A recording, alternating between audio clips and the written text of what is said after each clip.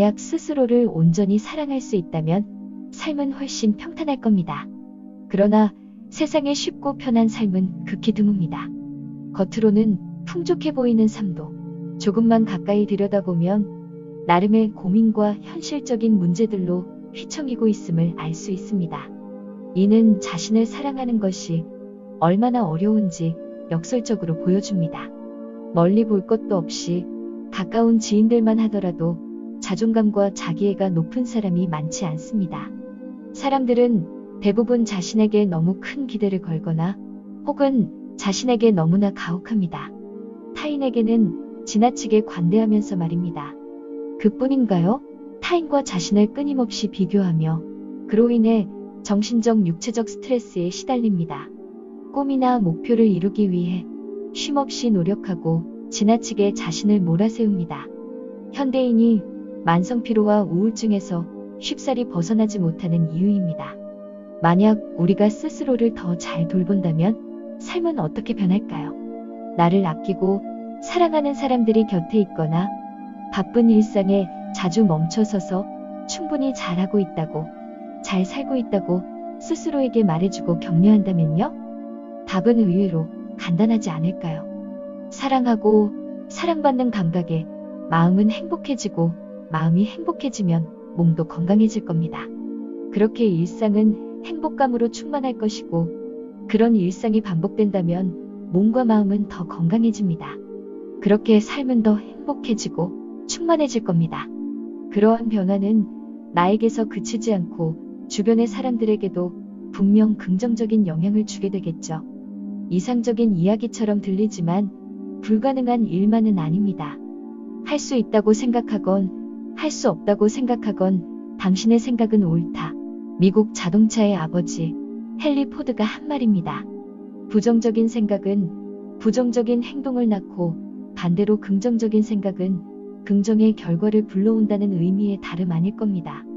사람들은 의식 무의식적으로 하루에도 수십 수백 번 타인을 관찰하고 평가하는데 만약 자신을 그렇게 냉정하고 철저하게 분석할 수 있다면 그래서 자신이 어떤 부정적인 생각과 행동들을 하는지 관찰하고 그것들을 조금씩이라도 줄여간다면 그렇게 긍정의 생각과 행동들로만 하루를 살 수 있다면 그런 하루들이 쌓인 삶은 분명 그러지 않았던 어제보다 행복하고 건강하며 충만할 겁니다. 그렇다면 어떻게 슬프고 우울한 삶에서 행복하고 건강한 삶으로 나아갈 수 있을까요? 첫 번째 단계는 자신을 대하는 방식에 변화를 주는 겁니다. 그걸 위한 도구가 바로 CBT입니다. CBT는 우리말로 인지행동치료 혹은 인지행동주의적 접근으로 옮길 수 있습니다.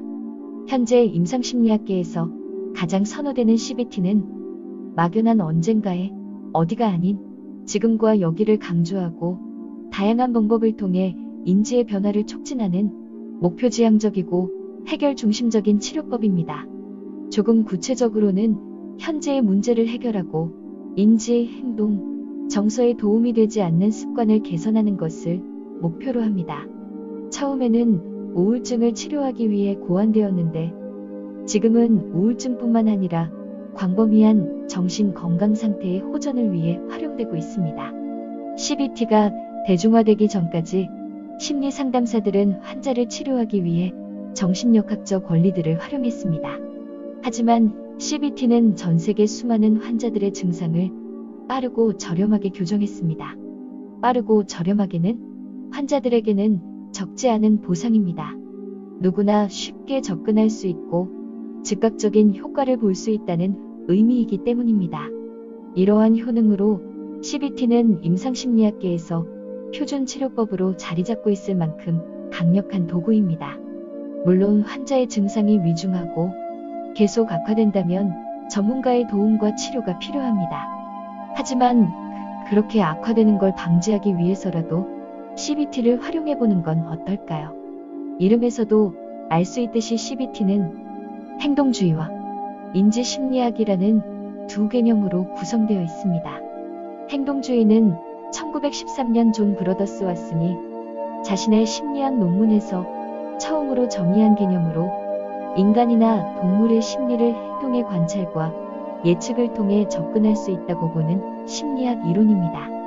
대표적인 예로 파블로프가 개를 피실험체로 삼은 고전적 조건 형성이라는 실험이 있습니다. 이 실험은 개는 음식을 보면 침을 흘린다는 명제에서 출발합니다. 여기서 음식은 무조건 자극이고 침을 흘리다는 무조건 반응입니다. 파블로프는 음식을 보면 무조건 침을 흘리는 개에게 음식을 주기 전에 종소리를 들려줍니다. 처음에 종소리는 개로부터 아무런 반응을 이끌어내지 못합니다. 이것을 중성자극이라고 명명합니다. 그런데 음식을 줄 때마다 종소리를 반복해서 들려주면 나중엔 종소리만 들어도 개는 침을 흘리게 됩니다. 음식을 보면 침을 흘리는 개의 본능과 아무런 관련이 없는 중성자극인 종소리가 반복적인 노출을 통해 무조건 반응을 일으키는 조건 자극으로 바뀌고 음식이 아니라 종소리를 듣고 침을 흘리는 행위는 무조건 반응에서 조건 반응으로 발전하게 된 것입니다. 파블로프의 고전적 조건 형성 실험은 사람에게도 적용될 수 있습니다. 사람은 심리적 스트레스를 받으면 어떤 식으로든 물리적으로 나타납니다. 예를 들어 어떤 모임에 나갔는데 거기 사람들이 나를 무시하거나 따돌린다면 수치심과 모욕감으로 몸이 바르르 떨리고 진땀이 나는 경우가 그렇습니다. 또는 어떤 일에 계속해서 실패할 때 생기게 되는 무기력증이나 우울증도 같은 맥락에서 볼 수 있습니다. 이러한 경험이 반복된다면 일종의 트라우마가 되어 당신은 앞으로의 어떤 시도나 도전도 결국 실패로 귀결될 거라고 은연중에 믿게 될 겁니다. 몸이 떨리거나 진땀을 흘리는 것, 무기력증이나 우울증이 나타나는 건 실수와 실패의 경험을 각인하는 과정입니다. 그 과정을 통해 실수를 반복하는 것을 막기 위한 본능적인 학습 메커니즘인 것입니다. 생존을 위한 반응 메커니즘은 예전에 비해 자극이 복잡하고 다양해진 현대에서는 오히려 심리적 데미지를 유발합니다. 행동주의에 기초한 행동치료법은 증상을 치료하기 위한 재조정을 포함합니다.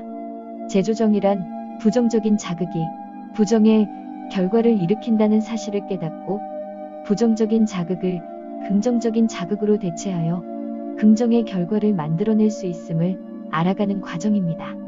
사회적 관계에서 당신이 좋아하거나 즐겨 시도할 수 있는 자극들을 습관화할 수 있다면 행동치료법에 성공하는 건 그렇게 어렵지는 않을 겁니다. 또한 긍정적인 사람들, 당신을 무시하기보다 격려하고 응원하는 사람들을 곁에 둔다면 치료는 한결 수월할 겁니다. 긍정의 자극이 긍정의 결과를 불러오는 선순환이 지속된다면 당신은 한층 가치 있고 능력 있는 사람으로 탈바꿈할 겁니다. 앞서 살펴본 행동주의 사상은 단순 명료하고 그래서 이상적입니다. 그런데 심리학은 연구와 발전을 거듭하며 인간으로서 겪는 문제들이 그렇게 간단하지 않음을 인식하기에 이르는데 이것은 인간의 뇌와 심리에 인지적 작용이 있음을 지적한 CBT의 중요한 업적이기도 합니다. 인지적 작용은 긍정적이고 진취적인 생각과 행동뿐만 아니라 낮은 자존감처럼 삶에 대한 비관적 전망이나 스스로에 대한 부정적 암시 등을 포괄합니다. 다음 시간에는 행동 원리와 인지적 요소를 활용하여 마음의 평온과 행복을 방해하는 자아 비판 혹은 자기 검열을 잠재우는 법에 대해 알아보겠습니다. 여기까지 들어주셔서 감사합니다. 좋아요와 구독은 컨텐츠를 만드는 데 큰 도움이 됩니다. 그럼 건강하고 행복한 지금 되시길 바랍니다.